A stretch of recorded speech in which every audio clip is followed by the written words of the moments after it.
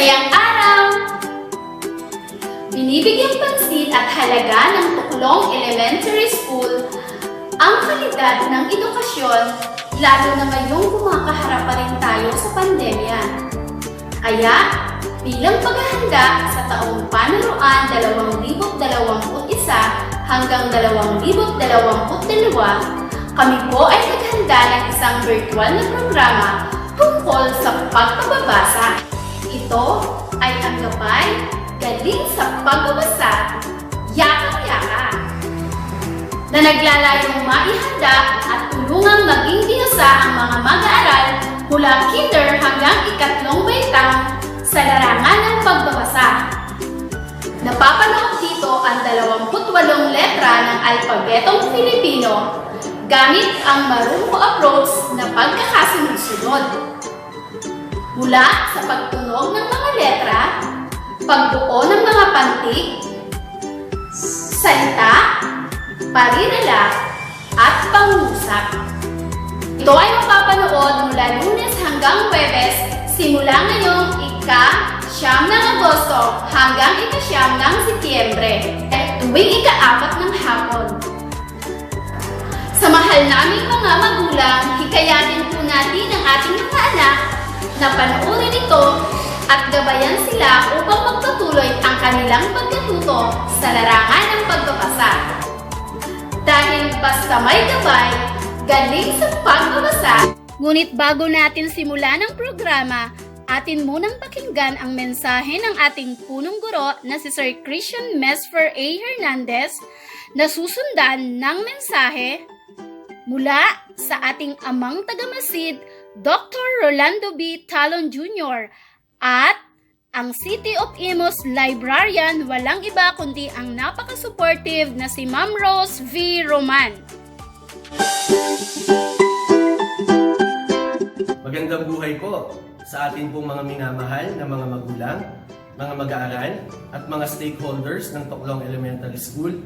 Natapos po natin ang isang school year kung saan po nasubok po ang ating pasensya, nasubok po ang ating kakayanan, at nasubok din po ang ating pagtanggap sa isang sitwasyon na hindi po natin inaasahan na dumating sa atin.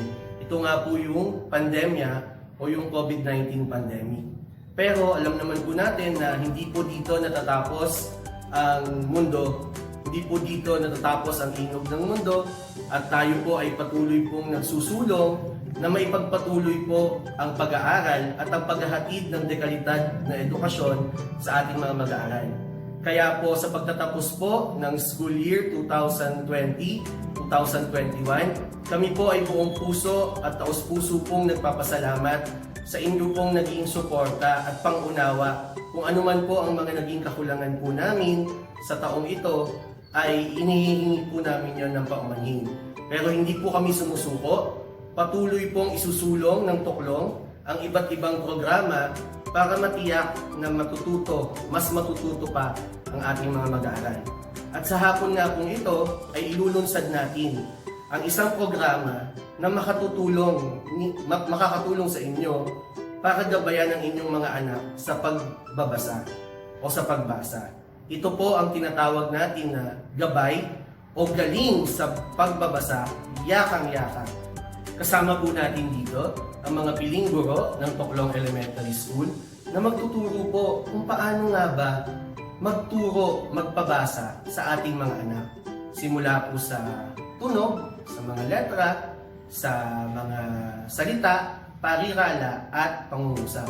So gagamitin po nila dito yung tinatawag natin na marunong approach. So sa loob po ng isang buwan, mula po August 9 hanggang September 9, ay makakasama niyo po sila mula Lunes hanggang Huwebes tuwing alas 4 ng hapon para magabayan po kayo, magabayan ninyo ang inyong mga anak sa pagbabasa. Naniniwala po kami na sa pagtutulungan po natin ng paaralan, ng mga kabahayan, ng mga magulang, at ng ating komunidad, lahat po ay makakaya natin. Dahil wala pong imposible, basta po tayo ay may paniniwala at may pagkakaisa. So walang imposible, basta tayo po ay may diskarte. may pag-unawa kung ano ang kinakaharap natin na sitwasyon, at may paniniwala na ang lahat ng bagay ay mapagtatagumpayan. Kaya muli, panoorin po natin ang gabay, at tuwing Biyernes po, sa Biyernes pong darating, ay may isa pa po tayong programa, ang Okay sa Tuklong, na isa pa rin pong pwede ninyong abangan. So magandang hapon po, at maligayang panonood po sa ating lahat. Magandang buhay, mga minamahal naming mga magulang at mga mag-aaral. Samahan niyo po akong batiin natin ang ating pong paaralan, ang Tuklong Elementary School. Ang mahusay at mapagmahal na punong guro, Sir Christian Mesper Hernandez, at ang ating pong magaling na mga guro. Sa kanilang ipinamalas na kahusayan sa naganap na Second Calabarzon School Learning Action Cell DocuFest Competition, DocuFilm category, ng ating pong ang entry ay pinamagatang diskarte, paglabas sa kahon, pagtugon sa hamon, na humakot ng napakaraming parangal. 5th Best Script Story, 5th Best Musical Scoring, 4th Best Photo Essay, 4th Best Director, 1st Best Photo Layout, and 1st Documentary Poster. Sa buong Calabarzon yan. Sir Mesper at ang ating pong kaguruan, saludo po kami sa inyo and congratulations. At ngayon din pong araw na ito ay mayroong pa rin isang diskarte ang Tuklong Elementary School. Alam kong waging-wagi kayo sa programang ito mula sa aking puso, sa mga magulang at sa ating mga mag-aaral. Isang mahusay na programa, gabay, galing sa pagbabasa, yakang-yaka. Isang inisyatibong pampaaralang programa, nalilinang at gagabay sa mga mag-aaral patungkol sa pagbabasa. Mga magulang, mga mag-aaral, yakapin natin ang ating pong programang gabay upang ang bawat mag-aaral ay maging mahusay na individual sa iba't ibang larangan. Mahalin din natin ang ating mga maguro, ang ating pong pinuno ng paaralan na laging nagmamahal at tumutugon sa mga hamon. Kami po, sa dibisyon sa pangunguna ng ating pong ina, SDS Rosemary D. Torres, at ang ating pong ama, ASDS Ivan Brian Indoctivo, Chief Ma'am Glenda Katagman, ang aking pong pinuno sa curriculum, kasama ng aming pong mga EPS, at ang inyong lingkod ay taas noong nagpapasalamat sa bawat isa sa inyo na may dugong hindi obligasyon kundi dedikasyon. At alam kong bida ang tuklong at susulong pa sa habang panahon. Salamat po. Magandang buhay! Sa pagkakataon pong ito, nais kong batiin ang buong team ng Tuklong Elementary School sa pangunguna ng kanilang napakahusay at napakasipag na punong guro, si Sir Christian Mesper Amposta Hernandez, dahil sa paglulunsad ng iba't ibang mga programa na magpapataas sa kalidad o antas ng edukasyon. At tulad po ngayong araw na ito, mayroon silang 2 programa na ilulunsad. Ito ay ang gabay o galing sa pagbabasa, yakang-yaka, at okay sa tuklong online kwentuhan. Natitiyak ko po na ang 2 programang ito ay talagang magiging matagumpay at malaki ang maitutulong sa pagpapaunlad ng kaisipan ng mga batang Imosenyo. Para po sa kaalaman ng marami, ang ating pong pampublikong aklatan ay mayroon ding katulad na mga programa na ang layunin ay mahasa ang kakayanan ng mga bata sa pagbabasa at mapahalagahan nila ang mga aklat, aklatan at kahalagahan ng pagbabasa. Ito po ay ang summer reading program na kung saan tinuturuan ng mga bata na mayroong problema sa pagbabasa at gayon din ay mapataas yung kanilang kakayahan sa pagbabasa. At gayon din po, yung kwentuhan na sa plaza, mga bata tara na, isang storytelling program na kung saan nagsimula po ito noon pang 2016 at hanggang ngayon ay tuloy-tuloy kahit na may pandemya. At na-transform na po natin into online kwentuhan. At natitiyak ko na marami ang nakikinabang dito. Hindi lamang ang mga bata, gayon din yung mga iba pang nanonood tulad ng mga magulang. Ang pagbabasa ay isang pambihirang karanasan na nagbibigay ng yaman. Sa pagbabasa, para po tayong nakakakuha ng mga hiyas na nagdudulot ng maraming kapakinabangan. Kaya kapag ang mga bata ay binabasahan natin ng mga kwento, hindi lamang po kasiyahan o kaaliwan ang naidudulot nito sa kanila. Napakaraming mga kapakinabangan na makukuha nila na hindi lamang ngayon kundi hanggang sa kanilang kinabukasan. Ang ilan po dito ay nagpapalusog po ito ng kanilang isip at kaluluwa. Hinuhubog po nito ang kanilang mga pag-uugali, pinapalawak ang kanilang bokabularyo, pinapalakas din ang kanilang kakayahan sa pakikinig at pakikipag-usap. Pinapatalas po ang kanilang memorya, napapalawak po yung kanilang imahinasyon. Nadaragdagan din yung kanilang pag-unawa, hindi lang po sa ating kultura, gayon din yung kultura ng ibang bansa. Nagiging madali rin po yung kanilang pag-aaral, pinatitibay ang iba't ibang mga ugnayan, nababawasan po yung kanilang pagkabagot, lalo na ngayong pandemya dahil stay at home lamang sila. At gayon din, inihahanda po yung kanilang magandang kinabukasan.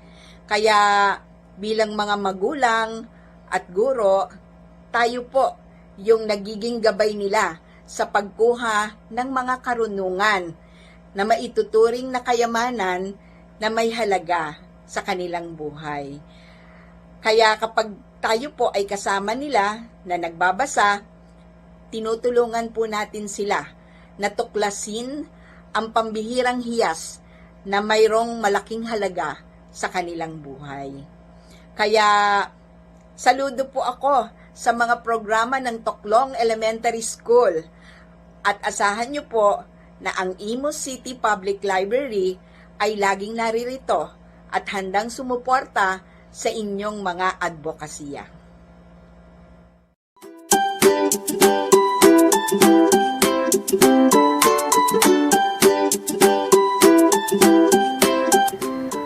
Masayang araw! Binibigyang pansin at halaga ng Toklong Elementary School ang kalidad ng edukasyon, lalo na ngayong kumakaharap pa rin tayo sa pandemya. Kaya, bilang paghahanda sa taong panuruan 2021 hanggang 2022, kami po ay naghanda ng isang virtual na programa tungkol sa pagpababasa.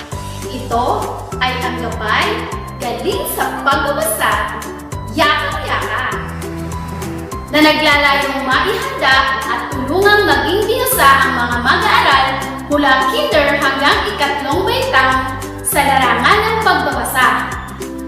Napapanood dito ang 28 letra ng alpabetong Filipino gamit ang marunong approach na pagkakasunod-sunod. Mula sa pagtunog ng mga letra, pagbuo ng mga pantig, salita, parirala, at pangusap. Ito ay mapapanood mula Lunes hanggang Huwebes simula ngayong ika-9 ng Agosto hanggang ika-9 ng Setyembre at tuwing ika-4 ng hapon. Sa mahal naming mga magulang, hikayatin po natin ang ating mga anak na panoorin ito at gabayan sila upang magpatuloy ang kanilang pagkatuto sa larangan ng pagbabasa. Dahil basta basta may gabay, galing sa pagbabasa, yakang-yaka. Ngunit bago natin simulan ang programa, atin munang pakinggan ang mensahe ng ating punong guro na si Sir Christian Mesper A. Hernandez, na susundan ng isa pang mensahe ng ating amang tagamasid, Dr. Rolando B. Talon Jr. At susundan ng isa pang mensahe mula sa ating City of Imus librarian na walang iba kundi ang napaka-supportive na si Ma'am Rose o Rosena V. Roman.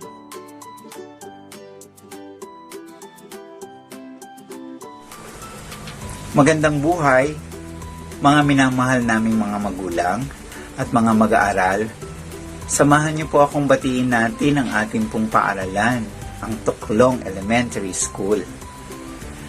Ang mahusay at mapagmahal na punong guro, Sir Christian Mesper Hernandez, at ang ating pong magaling na mga guro sa kanilang ipinamalas na kahusayan sa naganap na Second Calabarzon School Learning Action Cell DocuFest Competition, DocuFilm category. Ng ating pong ang entry ay pinamagatang diskarte, paglabas sa kahon, pagtugon sa hamon, na humakot ng napakaraming parangal.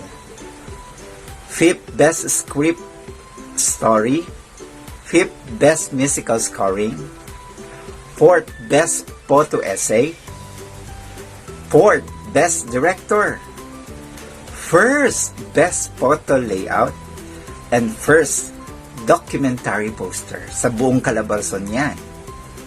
Sir Mesper at ang ating pong kaguruan, saludo po kami sa inyo and congratulations.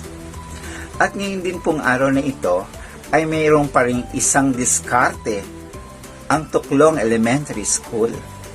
Alam kong waging-wagi kayo sa programang ito mula sa aking puso, sa mga magulang at sa ating mga mag-aaral.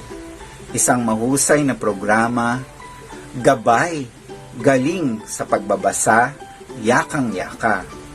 Isang inisyatibong pampaaralang programa, nalilinang at gagabay sa mga mag-aaral patungkol sa pagbabasa. Mga magulang, mga mag-aaral, yakapin natin ang ating pong programang gabay upang ang bawat mag-aaral ay maging mahusay na individual sa iba't ibang larangan.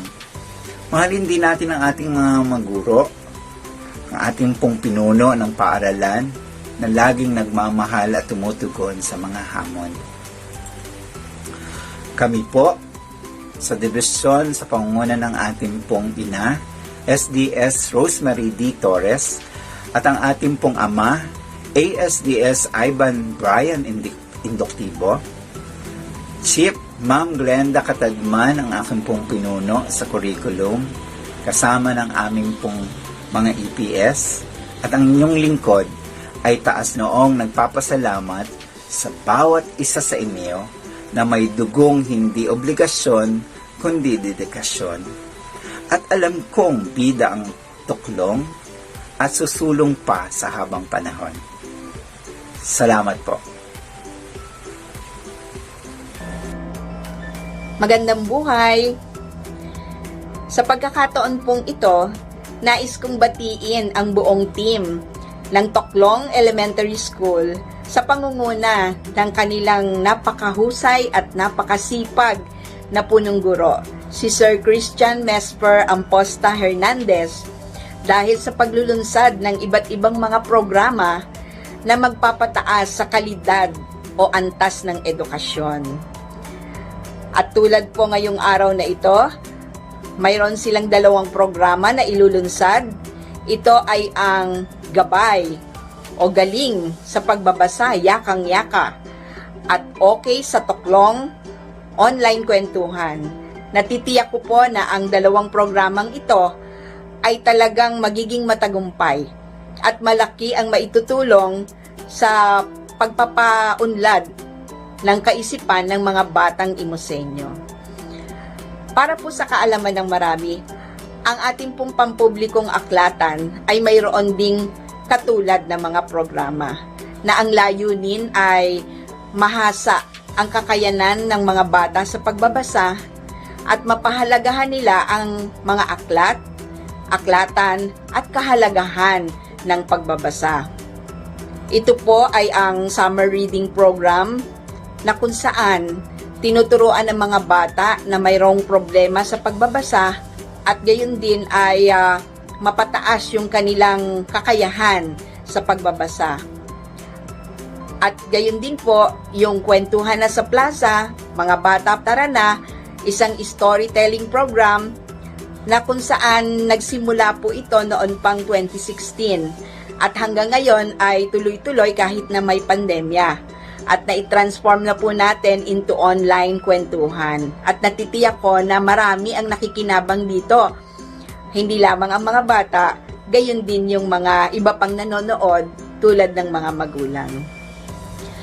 Ang pagbabasa ay isang pambihirang karanasan na nagbibigay ng yaman. Sa pagbabasa, para po tayong nakakakuha ng mga hiyas na nagdudulot ng maraming kapakinabangan. Kaya kapag ang mga bata ay binabasahan natin ng mga kwento, hindi lamang po kasiyahan o kaaliwan ang naidudulot nito sa kanila. Napakaraming mga kapakinabangan na makukuha nila na hindi lamang ngayon kundi hanggang sa kanilang kinabukasan.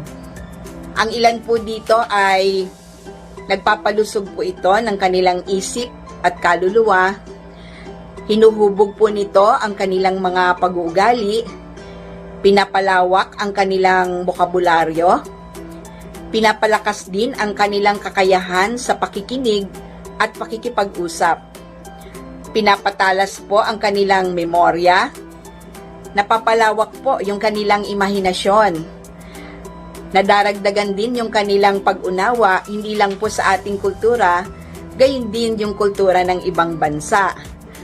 Nagiging madali rin po yung kanilang pag-aaral, pinatitibay ang iba't ibang mga ugnayan, nababawasan po yung kanilang pagkabagot, lalo na ngayong pandemya dahil stay at home lamang sila. At gayon din, inihahanda po yung kanilang magandang kinabukasan. Kaya bilang mga magulang at guro, tayo po yung nagiging gabay nila sa pagkuha ng mga karunungan na maituturing na kayamanan na may halaga sa kanilang buhay. Kaya kapag tayo po ay kasama nila na nagbabasa, tinutulungan po natin sila na tuklasin ang pambihirang hiyas na mayroong malaking halaga sa kanilang buhay. Kaya saludo po ako sa mga programa ng Toclong Elementary School at asahan niyo po na ang Imus City Public Library ay laging naririto at handang sumuporta sa inyong mga advokasya. Ngayon ay masiglang panuorin ang simulang letra at tunog na aking ituturo sa inyo. Ngayon ay ating pag-aaralan ang mga titik gamit ang Marungko approach na pagkakasunod-sunod. Iisa-isahin po natin ito. Ngunit bago yun, may ipapakita akong bagay sa inyo na ating pag-aaralan ngayon. Ano kaya ang hawak ni teacher? Paborito mo ba ito? Tama! Ito ay apple sa Ingles. Ngunit sa Filipino, ito ay mansanas. Sabihin mo nga, ano nga po ito? Tama, mansanas. Meron pa akong ipapakita sa inyo. Ano po kaya ito? Mais. Ano po ito? Mais. Ang mais ay, anong kulay ng mais?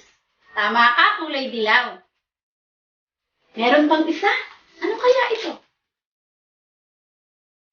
Tama ka, ito ay mani. Ano po ito? Mani. Sa Ingles, ito ay peanut. At meron pa akong kaibigan na ipapakilala sa inyo. Okay. Hi! Ito ay si Mary Manika. Ano ang kanyang pangalan? Mary Manika. Ang hawak ni teacher ay Manika. Sabihin niyo nga, Manika. Ngayon mga bata, ang mga bagay na ipinakita ko sa inyo ay nagsisimula sa titik M. Tama, ang titik na ito ay titik M o letrang M. Alam niyo ba na ang letrang ito ay may malaki at maliit na titik? Tama. Malaking letrang M at ito naman ang maliit. Ano kaya ang tunog ng titik M? Ano ang tunog ng letrang M? Ang tunog nito ay Itikom nyo nga ang inyong bibig mga bata at bigkasin natin, itunog natin ang titik M. Isa pa. Isa pa.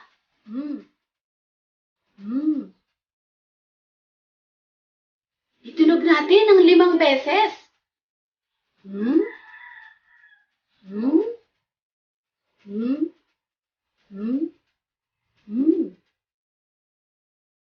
Ano nga yung bagay na pinakita ko sa inyo kanina?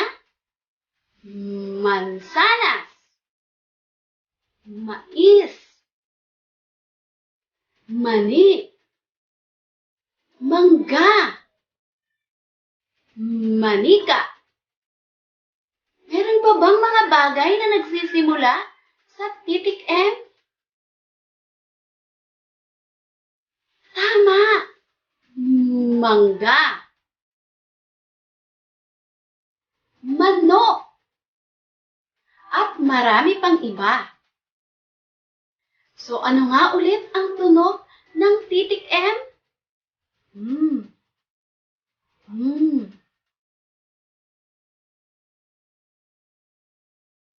Ngayon ay muli nating tingnan ang mga bagay na nagsisimula sa titik M at may tunog na mangga, mais, medyas, manok, mansanas, mani, manika. Ito ang mga bagay na nagsisimula sa titik M na may tunog na Ulitin natin mga bata. Mangga, mais, medyas, manok, mansanas, mani, at manika. Kung nasabi mo ang lahat at natandaan mo, magaling, mahusay, pinabati kita. Ngayon naman ay magsanay tayo. Sa mga larawang ito na inyong makikita, bilugan ang bagay na nagsisimula sa titik M at may tunog na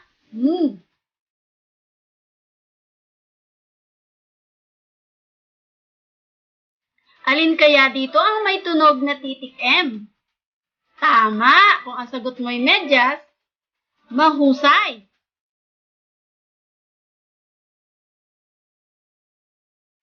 Alin naman sa mga larawang ito ang may tunog na titik M? Kung ang sagot mo ay mangga, tama ka! Binabati kita! May ipapakita ulit ako sa inyo. Ano kaya ang hawak ni teacher? Tama ka! Sapatos! ito ay kulay puti. So, ito ay puting sapatos. Ulitin mo nga, sapatos. Isa pa, sapatos. Meron pang isa. Ano kaya ito? Tama ka, ito ay salamin. Sino ang may salamin sa bahay? Taas ang kamay. Ito ay salamin. Meron pa akong isang ipapakita na ginagamit ni teacher araw-araw. Ano kaya ito? Tama, ito ay suklay. Sabihin mo nga, suklay. Ito ay isang uri ng suklay at ito ay brass na suklay. Ano po ito? Suklay. So mga bata, ang ating titik ngayon na pag-aaralan ay titik S. Narito ang malaki at maliit na titik S. Ito ang malaki at maliit. Kambal sila, pareho sila ng hitsura. Ang isa ay malaki at ang isa ay maliit. At ang tunog ng titik S ay S. Sabihin nyo nga, S. S. Magkadikit ang inyong ngipin. S. Tulad ng suklay, sapatos, salamin. Meron pa ba kayong naiisip na mga bagay na nagsisimula sa titik S at may tunog na S? Si teacher ay mayroon pang isang S. Ang tawag dito ay sing-sing. Tama. Dalawa ang sing-sing ni teacher. Ngayon, tingnan natin ang iba pang mga bagay na nagsisimula sa titik S at may tunog na S. Saging. Ulitin mo nga. Saging. Sawa. Ito ay sawa. Sampalok. Ito naman ay sampalok. Sabon. Ulitin mo nga. Sabon. Sandalyas o sandals. Ito naman ang ipinakita kong larawan kanina. Suklay. Sapatos. At salamin. Ikaw, may naiisip ka pa ba na nagsisimula sa letrang S na may tunog na S? Ako muna ang babanggit nito at pagkatapos, ikaw naman. Okay ba yon? Saging, ulitin mo. Sawa. Ikaw naman. Sabon. Ikaw naman. Sampalok, ulitin mo nga.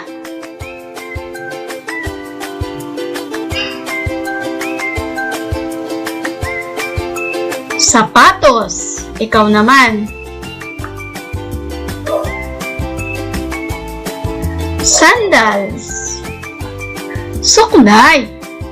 Huwag nasabi mo ito lahat. Magaling, mahusay. Ngayon ay magsanay tayo. Mag-thumbs up kung ang larawang ipapakita ko ay nagsisimula sa tunog na S at thumbs down kung hindi ito nagsisimula sa tunog na S. Ang larawang ito ba ay nagsisimula sa tunog na S? Tama! Thumbs up! Sapatos. Ay ang larawang ito ba ay nagsisimula sa tunog na S? Thumbs down kasi ito ay nagsisimula sa tunog na M. Manok. Ang larawan namang ito, saan ito nagsisimulang tunog? Tama ka, thumbs up. Ito ay nagsisimula sa tunog na S. Saging. Dalawang letra na ang napag-aralan natin. Ano nga ang una? M at S. Ano nga ang tunog ng M? S. S. Magsanay lamang sa pagtunog ng letrang M at letrang S. Magkita-kita tayo muli bukas. Ako si Teacher Malu na nagsasabing, basta may gabay, galing sa pagbabasa, yakang-yaka.